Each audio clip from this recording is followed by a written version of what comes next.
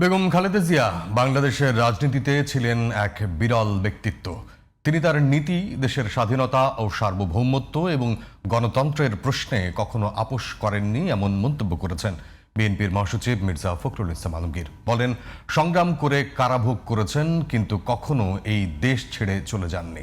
দলটির স্থায়ী কমিটির সদস্য সালাউদ্দিন আহমদ বলেন, বেগম খালেদা জিয়ার মৃত্যুতে নির্বাচন স্থগিত বা পেছানোর কোনো সুযোগ নেই। বৃহস্পতিবার গুলশানে গণমাধ্যমের সাথে আলাপকালে তারা এসব কথা বলেন। বিস্তারিত অসীম আল ইমরানের রিপোর্টে। শীর্ষ নেতার মৃত্যুর পর গুলশানে বিএনপির অফিসে শোক বইছে। লোকজন আছে, কিন্তু সবাই মৌন, শুনশান নীরবতা।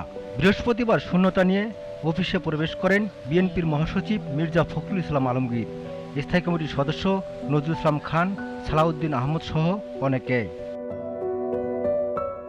গণমাধ্যম কর্মীদের প্রশ্নের জবাবে সালাউদ্দিন আহমদ বলেন, নির্বাচনের জন্য নয়, বেগম খালেদা জিয়াকে হারানোর শোক ও শক্তিকে জাতি বিনির্মাণে ব্যবহার করতে চাই।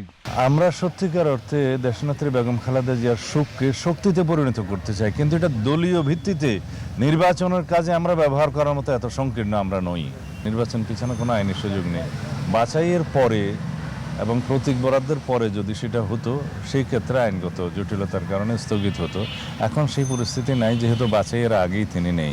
দলটির মহাসচিব মির্জা ফখরুল বলেন, মানুষের প্রত্যাশা অনুযায়ী তারেক রহমান, পিতা শহীদ রাষ্ট্রপতি জিয়াউর রহমান ও মাতা খালেদা জিয়ার ধারাবাহিকতায় জনগণকে সাথে নিয়ে দেশের স্বাধীনতা ও সার্বভৌমত্ব রক্ষায় কাজ করবেন।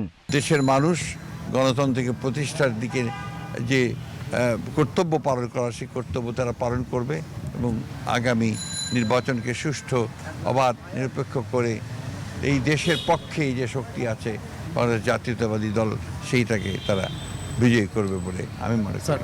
বেগম খালেদা জিয়ার চলে যাওয়ার মধ্য দিয়ে দেশের গণতন্ত্র প্রতিষ্ঠার যে কর্তব্য তা পালন করবে বিএনপি, এমন প্রত্যয় ব্যক্ত করেন নেতারা। অসীম আল ইমরান, জিটিভি নিউজ, ঢাকা।